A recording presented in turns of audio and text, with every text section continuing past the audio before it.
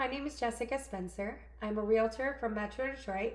I'm from a small town called Clarkston. It's about halfway between Detroit and Flint. I service all of the Metro Detroit area, and right now I'm working on a book club through the book Profit First. I will be meeting with my book club on Monday nights, but I'll be posting a recap of what we learned. So I'm looking forward to working through this book with you. Profit First is a book for entrepreneurs to get their systems in place so that their money works better for them.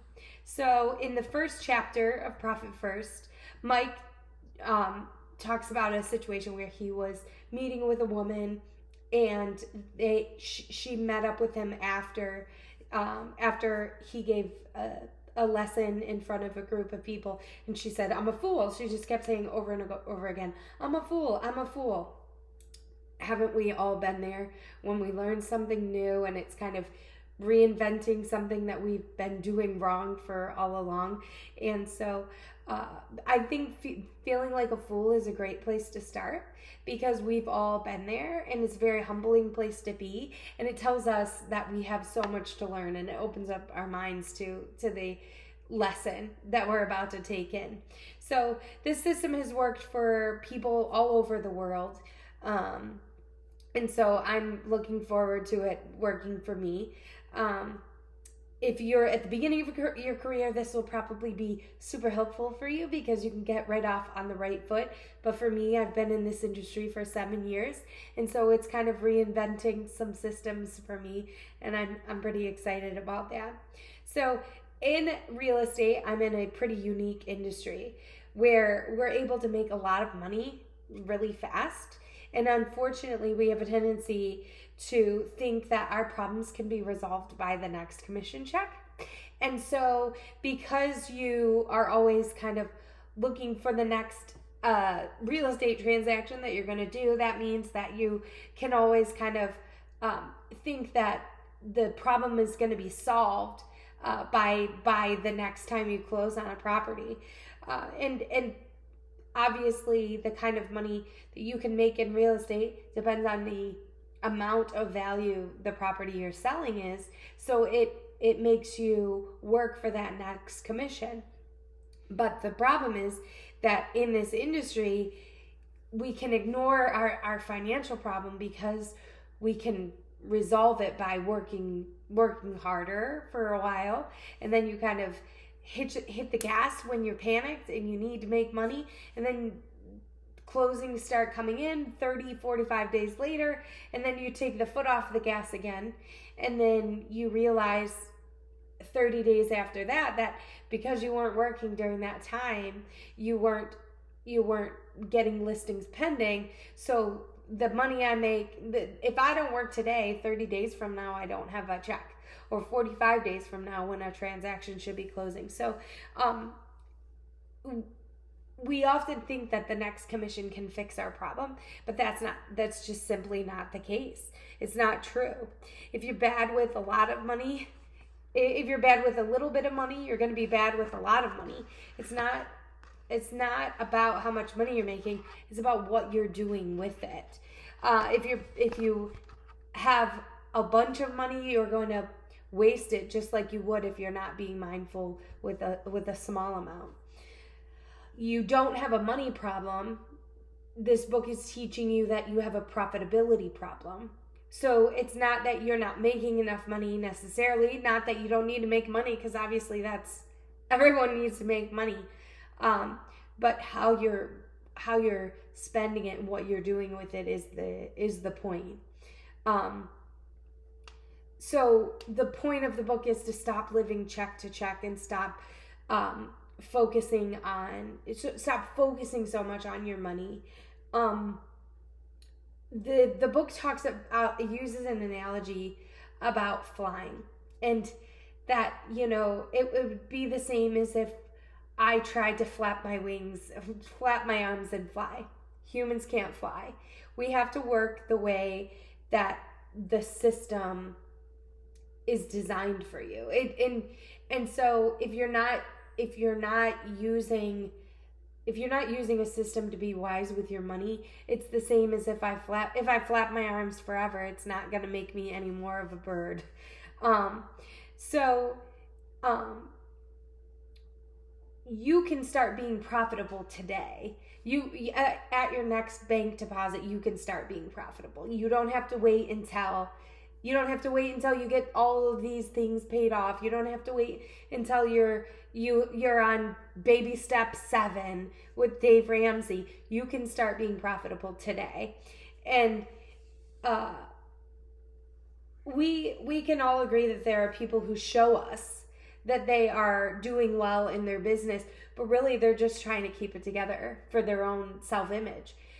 There are a lot of people who kind of pound their chest and you ask them publicly, hey, how's business? And the natural response is, everything's great, everything's wonderful. And then in the background, they may be trying to scrape together enough money to keep their checks from bouncing. You just never know what is actually going on in someone else's industry. And there are so many small businesses like my own that don't succeed because their business isn't profitable enough to make sense for them. And so it becomes a situation where people are working all of this time and all of this energy and all this work, and their business is just it's not profiting them. And so Mike tells us about the way he started his business, super humble. And, he would sleep underneath conference tables to save a couple $100 on a hotel room so he could keep the money instead of staying in a hotel. So he would work after the business closed for the evening until the morning when people were starting to come in. And so he would kind of, sleep from say 3:00 in the morning until 6:00 when the people who work at the business would come back. And so he went from being super frugal to thinking that he was just making so much money, and he was thinking that he was like so much wiser, and he didn't need to be mindful of his money because he was just this like saint who, as soon as he would touch a business, it would just profit. And so he talks about how he took he and his wife went to go buy the most expensive car they could find. And so he talks about he didn't ask for the safest or the like nicest or the best design. He asked for the most expensive. And so he talks about how his wife looks at him and says, are you sure we can afford that? And he very smugly says, what do you mean, can we afford it? We have more money than God. Which, if you've ever seen the Titanic, there's a line like that in there. I would just really, if you learn one thing from this book, never say something like that. Didn't work out well for the Titanic. Didn't work out well for Mike either. So, he talks about one Valentine's Day when he realized how much trouble he was in from spending money like it was going out of style for so long. And so he finds out that he owes a bunch of money in taxes and has a bunch of credit card debt and all of these things. And he comes home and it's Valentine's Day and his wife is like, what is wrong with you? And he just breaks down at the kitchen table and just is weeping. And he tells his wife he's lost everything and that they have nothing. And so his little girl runs to her bedroom and grabs her piggy bank. And the piggy bank is, the cork of the piggy bank is masking taped, then duct taped, then rubber banded together. And she sets it on the table and she says, we're going to get through this, basically, and comforts her dad. And he realizes that the piggy bank is fortified and protected from her spending it. It's not protected to keep a brother out or something like that. She's secured her money to protect the funds from herself. And so as much as we have insurance policies to protect our assets and other things, we also have to protect our assets from us, because truthfully, we're the biggest danger to our own money. And so my hope is that we can learn from Mike and not have to hit rock bottom for ourselves. He talks about how, sometimes rock bottom isn't rock bottom. Sometimes you hit rock bottom and then you get dragged and scraped and bounced along the bottom. And so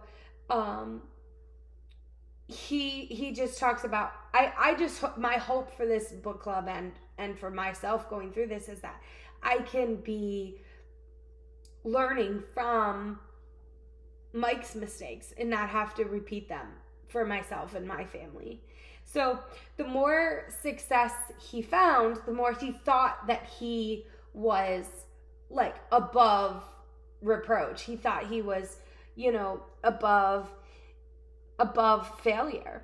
And so he thought that he was like King Midas. Like he was so intelligent that anytime he got a new business and it came along, he was so smart that he could fix it. He could do anything. And so when he got in a tight, when you think that when everything works out for you and you forget about what was making you successful, Mike forgot that it was his hard work that was actually making him successful. And so, when we get in a tight spot, we think that we can grow out of it or we can sell our ways out of it. So when we are, when we're in a situation where there's not very much money in our account, we just think like, sell baby sell, let's get this thing going. And we think like, all right, I need so many transactions to get myself out of this pickle. That's not going to work, because the same problem that got you into that situation in the first place is going to get you into that situation again and again and again. And it's just going to be a cycle until you can snap yourself out of it. And so you think that I just need to grow my business bigger and bigger to be able to make money. And you can't grow your way to profit. You can't grow your way to success. You have to start being profitable where you are, so that you can decide what expenses are worth keeping and which ones you have to get rid of. We have this like supersize me principle he talks about, where we just automatically think that that growing is the right step for us. But he says you must figure out the things that make you profitable and dump the things that don't. Profitability, stability, sanity forevermore is what he says in the book. We think that we're lucky and that there's always just enough money in the bank. And the truth is that we know how much money is in the bank, and that's why we spend that much. It's not that he talked about. It's not that the universe knows how much you have and it just gives you costs that are that exact amount. It's you. You know how much is there, and that's why you spend it. And so we have a tendency to try to find ways to add revenue into our business instead of focusing on what we're good at. The danger to that is you can end up spreading yourself way too thin and then not really being good at anything. I remember before I was in real estate full time, I was a judge's clerk from 8:30 to 4:30 every day, and I had a lunch break from 12 to 1:30. And I would spend that time working on real estate, and then in the evenings after work, I would go show houses. And it got to the point where I was spread so thin that I wasn't really good at anything. I wasn't good at being a wife. I wasn't good at being a mom. I wasn't good at being a judge's clerk, and I wasn't good at being a realtor, because I had spread myself so thin that I didn't have a second to focus, and my mind wasn't working properly. And it wasn't really until I let go of my security blanket that was a government job and a steady paycheck every 2 weeks that I could really succeed at a high level, because I had to let it go. And And then I was able to figure out the things that made me profitable and dump the things that weren't. And working full-time for a judge was an amazing experience for me, and I really genuinely enjoyed it. But there came a point where that wasn't making me profitable. What made me profitable was letting go of that security blanket and jumping, trusting myself, and building out this business. And so he talks about you can't become efficient in a crisis, because in a crisis you'll do anything to survive. You'll convince yourself that anything is okay, and we try to justify we try to justify our actions because we feel like that's what we had to do. And you kind of justify taking money from your personal accounts or justify taking out loans or things like that because you're trying to do anything to survive.